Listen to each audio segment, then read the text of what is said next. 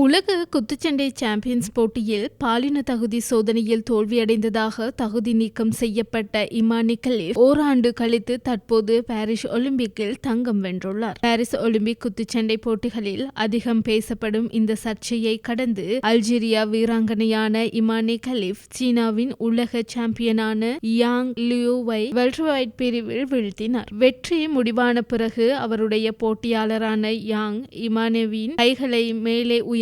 இது தொடக்க போட்டியில் இத்தாலியின் ஏஞ்சலா கரினியின் நடவடிக்கைக்கு நேரெதிராக இருந்தது. ஏஞ்சலா கரினி இமானேவுடனான போட்டி பாதியிலேயே வெளியேறினார். வெற்றி பெற்ற பிறகு அல்ஜீரியா தேசிய கீதம் பாடப்பட்ட போது கண்ணீர் சிந்தியதுடன் வெற்றிக்கு பிந்தைய ஊடக பேட்டியில் எல்லா பெண்களையும் போல நானும் ஒரு பெண். நான் பெண்ணாக பிறந்தேன், பெண்ணாகவே வளர்கிறேன். ஆனால் வெற்றியை பொறுக்க முடியாத சிலர் இருக்கின்றார்கள். அவர்களால் எனது வெற்றியை ஜீரணித்துக் கொள்ள முடியவில்லை. இந்த தங்க பதக்கம்தான் எனக்கு எதிராக கட்டமைக்கப்பட்ட தீவிர பிரசாரங்களுக்கான பதில் என தன் பாலின சர்ச்சைகளில் சிக்கியதையும் மீறி வெற்றி பெற்றதை குறித்து பெருமிதம் தெரிவித்துள்ளார்.